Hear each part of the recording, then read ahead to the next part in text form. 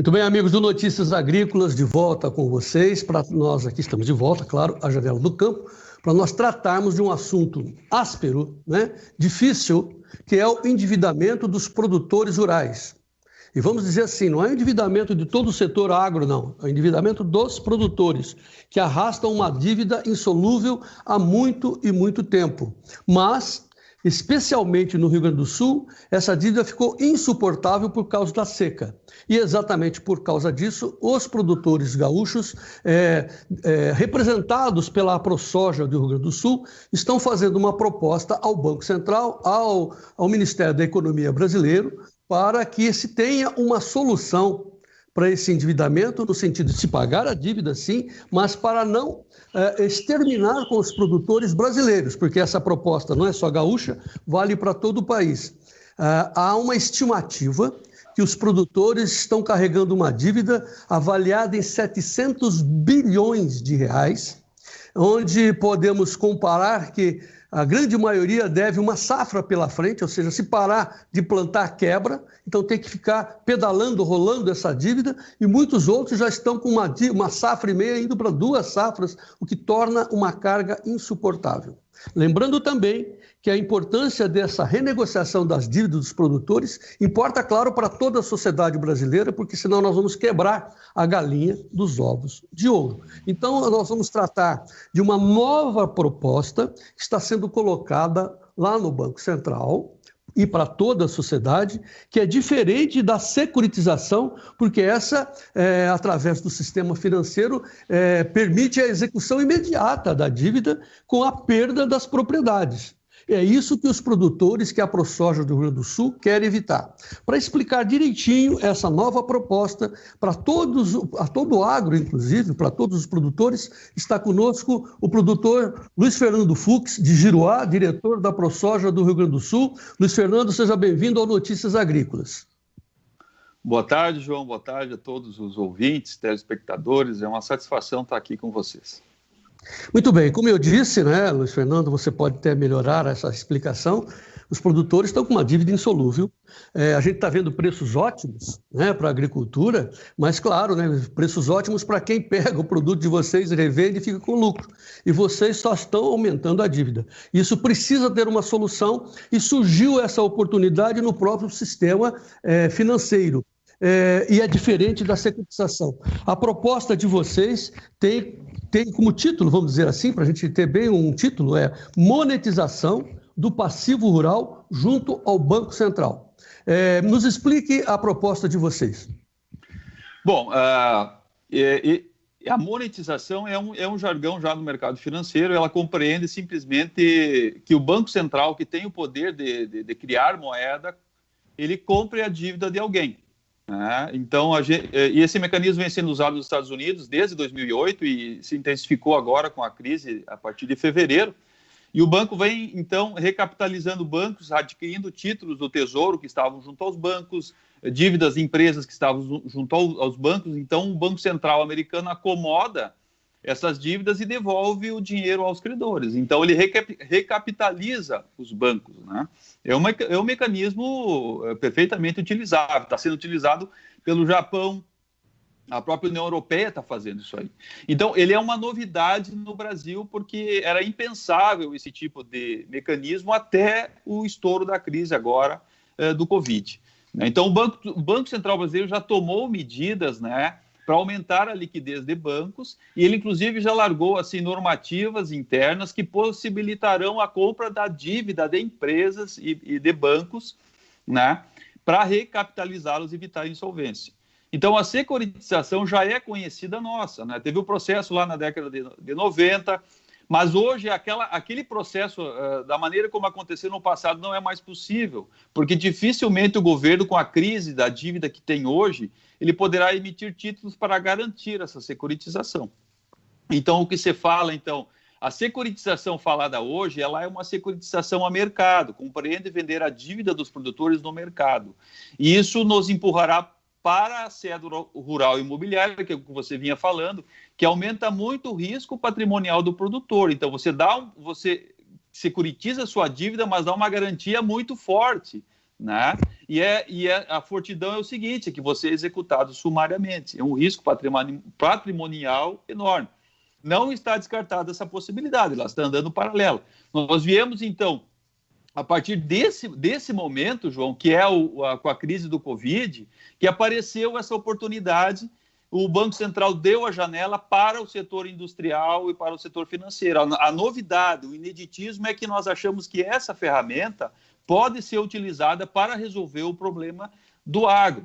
Então, o Banco Central compra as dívidas dos bancos, das trades, das cooperativas, né? Porque nós temos excelentes garantias, né? CPR, o próprio patrimônio em terras, são garantias muito boas, né? Que podem ser acomodadas no Banco Central. Os credores retornam os seus valores emprestados e o Banco Central, então, alongaria os débitos de maneira que coubesse no orçamento dos produtores, né? Então, sim, João. Não, assim, o Banco Central, ao alongar a dívida, né, facilita o pagamento, porque o que vocês realmente querem é pagar a dívida, né, manter, claro, a propriedade, não ver a execução acontecer, e com isso vocês estariam em condições de obter novos empréstimos, novos créditos, porque é disso que se trata, né? Porque tem oferta de crédito, mas vocês estão ficando inadimplentes e não podem pegar esses empréstimos. O risco do produtor está enorme, né? Então, se você alongar uma dívida, você torna as parcelas menores, o rate do produtor melhora demais. É uma ferramenta, assim, poderosíssima. O próprio Henrique Meirelles já citou essa, o Paulo Guedes já falou que o Banco Central pode emitir moeda sem causar inflação, e é exatamente isso. Ele adiantar o pagamento aos credores e ficar com as dívidas, para aumentar a liquidez no mercado. Mais dinheiro, liquidez é aumento do dinheiro, digamos assim, né? Então, nós com problema de crédito hoje, limitação de recursos, isso estaria, em certa maneira, solucionado. O agro tem a condição de aumentar a circulação de bens e serviços no interior do Brasil. Nós não temos grandes centros distribuidores, né, grandes fábricas. O que faz girar a economia aqui é o agro. Então, parte do país já estaria, então, dando um processo de retomada da economia. A partir do momento que o produtor tem mais receita, tem um pouco de lucro, ele vai, inevitavelmente, distribuir onde ele mora. Então, para ser assim, bem sucinto, os processos de securitização e a tal monetização são diferentes. A monetização é uma ideia para o agro nacional, não é só para o Rio Grande do Sul, né? As duas compreendem parcelamento a longo prazo. Mas a questão da securitização na conjuntura atual, nós vemos muito risco ao produtor e poderá, inclusive, ser mais caro, né? E dentro do Banco Central, o próprio governo, dentro de uma política agrícola, ele poderá ter mais controle e qualquer percalço que venhamos ter, por exemplo, hoje, que eu vim ali falando, né, no aumento do contencioso entre Estados Unidos e China, qualquer eventualidade, né, nós teríamos um socorro, uma possibilidade de postergação de pagamento, alguma coisa assim. O que no mercado financeiro se tornaria praticamente impossível, porque um papel vendido para 5, 6, 10 anos, ele não vai ficar guardado numa gaveta. Ele vai ser utilizado como garantia de um outro negócio. Então, vai haver uma alavancagem, né, de papéis, que é exatamente o que nós não queremos. Nós não queremos que as garantias, as boas, excelentes garantias do agro, sejam utilizadas para alavancagem do mercado financeiro. Nós queremos resolver o nosso problema e dar uma segurança, acomodar bem essa dívida de maneira que seja paga, né, dentro dessa conjuntura que vai ser resolvida aí ao longo de 5, 10 anos, que a gente propõe que seja tornado o mercado do agro brasileiro competitivo. Isso vai levar um tempo. E o produtor, para ter renda, não vai ser de uma hora para outra. A gente precisa acomodar, então, num local mais seguro que o produtor consiga, então, seguir produzindo sem perder o seu patrimônio. E perder o seu crédito, que ele precisa de crédito. De crédito. O ideal seria a gente reduzir a dependência do crédito, né? O produtor capitalizado reduz a sua dependência. Mas o setor financeiro também nos alavanca. Nós somos alavancados. Nós pegamos 100% da nossa necessidade de crédito. Isso deveria ser menor, né? Não há seguro adequado, né? O seguro cobre ao banco, a gente dá garantia do clima ao banco. Você pretende que o produtor utilize contratos futuros e de opções, que o produtor não tem capital de giro suficiente, ele vai depender novamente do sistema financeiro para poder tocar essas ferramentas, né, de segurança de preço. Então, não é um ambiente bom para securitizar dívidas a mercado, João. Traduzindo, né? Hoje você está plantando para o seu credor, né? Você planta na esperança de colher aquele volume que você estimou e para entregar para o credor, ou seja, você fica do 0 a 0, né? E você nunca Sim. tem fôlego para poder viver uma vida independente. É isso que a gente está entendendo. Confirma isso? Confirmo, é exatamente isso aí. A gente não é contra, por exemplo, as necessidades que, geralmente, dos grandes empreendimentos, né, que necessitam desses financiamentos a mercado, por exemplo, CPR, lastreado em cédula rural imobiliária, para você pegar recursos no mercado. Não tem problema nenhum, só que a gente vê que não é um instrumento adequado a todos. Né? Há que se ter uma parcimônia nesse sentido. Nós precisamos andar. Nós temos uma capacidade tremenda de gerar recursos há 6 meses, João. Toda uma capacidade instalada aí de máquinas, terras produtivas e tal. Então, para o governo, é uma proposição de que ele pode, sim, ajudar, ou ele pode dar um start na retomada da economia. Nós queremos contribuir com isso aí. As ferramentas estão postas, nós estamos dispostos, né? Vamos fazer o Brasil crescer. Já aconteceu depois da securitização, né, como retomou a atividade econômica. E no interior, o que a gente vê circular é adubo, algum equipamento novo que o produtor está adquirindo, né? Semente, combustível, pneu mecânico, né? O resto está tudo parado. Então, o que envolve o agro está funcionando. Tá. Agora, o que está pegando ainda para decidir, e está na mesa do Paulo Guedes, imagino, e também da Tereza Cristina, é o valor dos juros. Que taxa de juros isso seria negociado, né? Essa é a discussão. Pois é, a mercado hoje, todo mundo sabe que em função da iminente crise da dívida de vários países, né, a taxa de juros vai mudar, porque se o governo quiser rolar dívida, né, eu não sou economista, mas uma noção a gente tem, a taxa de juros vai ter que aumentar. Então, qual seria a disponibilidade do mercado de alongar nossas dívidas a 2% ao ano? Não acredito nisso aí. Né? Então, novamente, o Banco Central seria um local mais seguro, né, para essas variações de juros aí. Né? Dificilmente o governo vai lançar mão de títulos públicos para resolver um problema de endividamento privado. Isso eu acho que é impossível, porque ele tem que resolver o seu endividamento. Há questões macroeconômicas importantíssimas envolvidas nisso aí. Por isso que esse mecanismo ele se torna assim, além de ser inédito no Brasil e dentro da conjuntura do agro, hoje ele é extremamente importante, apesar de inédito. Vamos fazer um resumo de tudo que está sendo colocado. Nós temos uma proposta esquematizada por vocês, que mostra o que é e o que pode ser.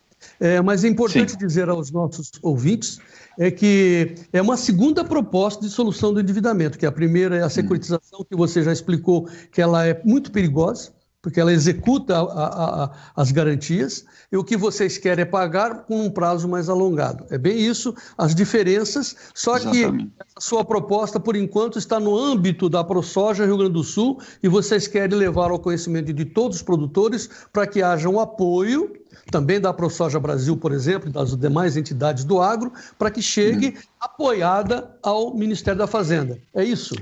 Exatamente. Qual seria o melhor exemplo para isso aí? Tem um cavalo encilhado que ele está prestes a passar na nossa frente. Nós temos que ter a capacidade de reconhecer que esse é um cavalo encilhado, um cavalo crioulo de primeira linha, primeira genética e com todo o arreamento novo. Nós temos que saber reconhecer isso aí, né? Porque ele vai passar, ele vai passar. Então, o produtor as entidades, os produtores têm que conhecer o mecanismo, né? Ele pode parecer um pouco difícil, como até você estava me comentando, mas ele é extremamente simples. O Banco Central vai comprar as dívidas dos produtores e vai acomodá-las de uma maneira mais segura do que nós colocarmos as nossas dívidas no mercado. Entendeu? Ele vai ter muito mais possibilidades de manobra, de prazo, de carência, né? Porque a política econômica e a política agrícola vão acabar se confundindo nesse momento, nesse mecanismo. E vai sanear, né? Vai dar liquidez, vai dar vida, vai dar fôlego, todo mundo vai respirar e vamos tocar para frente e pagar. Exatamente. Perfeito, é isso aí. Nós pagaremos. Não significa que o erário público vai se responsabilizar pela dívida do produtor, de maneira alguma. A dívida existe e ela ficará acomodada no Banco Central, mas terá que ser paga, porque, do contrário, o produtor terá que ser executado. Justamente porque existem garantias é que o produtor vai colocar suas dívidas no Banco Central, senão não vai ser possível. Agora, eu vou pedir ao Renan, nosso diretor, o nosso editor, para colocar o primeiro esquema, que é o que é o esquema atual, vamos colocar na tela, o esquema atual, já está na tela, do sistema, da proposta da solução das dívidas, que é o que vocês não consideram... Não, Renan, eu acho que essa... Será que é a primeira proposta? É a atual, né? Eu não consigo ver aqui. Eu não consigo ver. Como é hoje, essa aí, João. Como é hoje, muito bem. Então, nos explique como é que é atualmente. Bom, na verdade, um banco ele é capitalizado por várias fontes, por depósitos à vista, da onde que vem o recurso que o banco nos empresta. Então, depósitos à vista, de fundos de investimento, se é um investimento que nós vamos fazer vem do FGTS, essas são as fontes de recursos, né? E esse recurso de depósito à vista é o compulsório que está lá no Banco Central, que é equalizado a partir do momento que o banco nos empresta, né? Então, o banco nos empresta e nós largamos um papel em garantia, né? O penhor de grão, uma CPR, uma cédula pignoratícia, uma cédula hipotecária, né? Que o banco daí acaba negociando, em certos momentos ele acaba vendendo esse papel para se recapitalizar. Isso acontece, isso é normal, né? Isso é o dia a dia do banco. Mas nós devemos ao banco. O que vai acontecer? Não, antes de você avançar na proposta, eu não sei se você ia completar isso. O que vai acontecer? Desculpe. O que vai acontecer na proposta nova é que o Banco Central ele tem a capacidade... Ninguém capitaliza o Banco Central. Ele emite moeda, ele tem essa prerrogativa, né? O Banco Central no mundo inteiro, no Brasil, ele emite moeda. O que ele vai fazer? Ele vai comprar com essa emissão de moeda, ele compra todas essas dívidas que estão em bancos, em trade, em cerealistas, né? E ele acomoda, então, esses papéis no seu balanço e os bancos recebem o que já lhes era de direito, né? Isso pode ser uma vez só, pode ser parcelado, o Banco Central vai ter prerrogativa para não gerar inflação. Então, mas quando a gente pensa, exatamente, essa é a explicação que eu queria, porque quando o Banco Central acomoda, ele está recebendo, matando no peito a dívida, vamos falar de uma maneira mais popular. Aliás, estava na tela aí a segunda proposta, depois a gente volta a ela. Mas isso não significa ficar com a dívida e passar esse passivo para a sociedade. Como é que você nos explica isso? Não, ele não passa para a sociedade porque justamente não há emissão de títulos públicos para lastrear isso aí, ou seja, para alongar. A dívida ela fica no Banco Central e ela vai ser reparcelada, mas o devedor, inclusive que dará as suas garantias, é o produtor. Então ele é devedor, ele poderá ser executado pelo Banco Central, né, no momento da inadimplência. Mas ele poderá ser executado numa situação de, digamos assim, de má-fé, né? Porque quando houver um momento nacional, por exemplo, de crise econômica, eu citei a China, né? Ou seca, assim, uma condição catastrófica, há a condição de uma postergação dessas parcelas, entendeu? Ele tem mais margem de manobra, mas o produtor é devedor, a sociedade não vai arcar com essa despesa. Tá. É um processo completamente diferente. E vocês pedem um alongamento de no mínimo 10, 20 anos, é isso? Isso aí há várias discussões, mas no mínimo 10 até eu acho que fica pouco, né? Já que a gente vai aproveitar um mecanismo tão robusto, a gente tem que já proporcionar uma condição de no mínimo 15 anos aí para o produtor poder pagar esse passivo do passado, esse arrasto num passado. Esse passado, se Deus quiser, não vai mais existir no Brasil. Até porque aqui, inclusive nós, né, estamos dentro do setor, dentro da porteira, aqui o Notícias Agrícolas, e nós estamos com uma proposta semanal de fazer com que os produtores entendam a importância de fazer uma boa gestão financeira dentro da propriedade, gestão rural, para parar com esse sistema, essa bola de neve de endividamento. Então, as pessoas que produzem precisam entender da necessidade de gerir adequadamente as suas contas para não ficar repassando para a sociedade o seu endividamento. Acho que é necessário as duas pontas, né, Luiz Fernando? Eu acho que dificilmente o produtor nunca passou a sua dívida para a sociedade, né? O que aconteceu com a securitização foi culpa dos governos, né? Com aqueles planos econômicos, a começar lá principalmente com o Plano Collor. Aquilo ali, sim, criou uma situação catastrófica que teve que ser remediada, mas pessoas devem até hoje. Propriedades faliram, produtores morreram de desgosto, né? Então teve um altíssimo custo para o setor. Mas de maneira alguma a sociedade arcou com esse problema. Existem subsídios no Brasil? Existem, mas eles estão restritos hoje em torno de 10 bilhões de reais. Isso aí não é nada, né, comparado a outros subsídios que o governo dá para outros setores, né? Então, o nosso setor ele anda pelas próprias pernas, né? Apesar de toda a dificuldade, né, que se fala e todo mundo quer ajudar o agro e tal, mas ele anda praticamente sozinho, né? Nós não temos grandes benefícios. O que eu digo assim, em termos de aprimorar a gestão financeira dentro da propriedade, é fazer com que o produtor somente se endivide dentro das suas posses, não andar dar passos maiores que as suas pernas. Exatamente, né? Esse novo mundo que está se prevendo aí, ele vai ser mais árduo, né? Ele vai pedir mais gestão e o produtor vai ter que medir mais os riscos, né? No caso do Rio Grande do Sul, como é que vai ser o custo? Vale a pena plantar, criar gado, né? Fontes de recursos lá para o norte, aumentar muito a área, abrir área nova, né? Tudo isso vai ter que ser pesado. Essa aventura vai acabar. O produtor vai ter que ser muito mais consequente, né? E, obviamente, quando se tornar mais consequente, mais, conhecedor dos riscos, né? Ele vai cobrar mais da questão do governo, né? De ações que impactam no seu negócio, como, por exemplo, como é que aconteceu aquele plano Collor lá naquela época? Isso nunca mais vai poder acontecer, né? Por exemplo, um Mercosul que destrói o preço do trigo no Rio Grande do Sul, isso não vai poder acontecer. Entendeu? Tem certas coisas que não serão inadmissíveis. Eu acredito que haverá, sim, um impulso do nosso negócio. Esse saneamento vai criar uma nova maneira de produzir e o mais responsável, operando no mercado nos mercados futuros para garantir o seu preço, ele vai medir melhor os seus riscos, né? E provavelmente haverá um novo horizonte de renda assim, positiva para nós. Ferrovias vão ter que acontecer, redução de tributação, né, outros arrastos, isso aí vai ter que ser solucionado.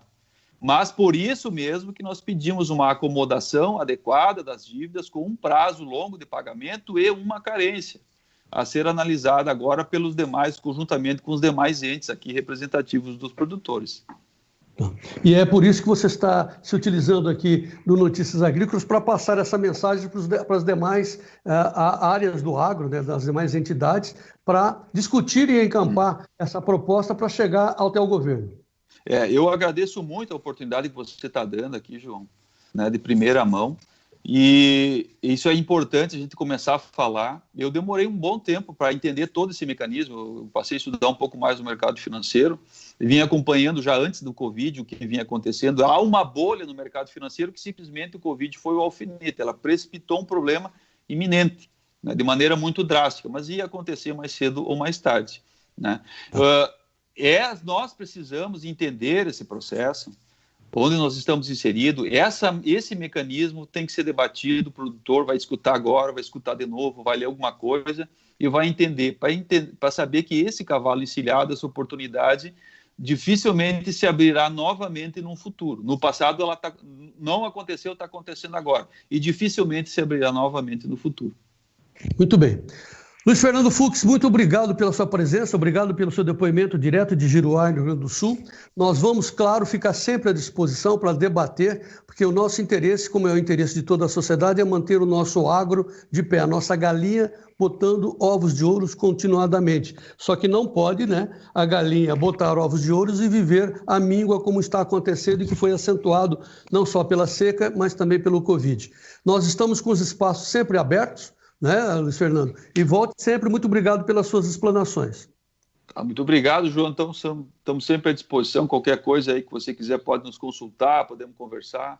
Um grande abraço, muito obrigado. Muito bem, Luiz Fernando, muito obrigado.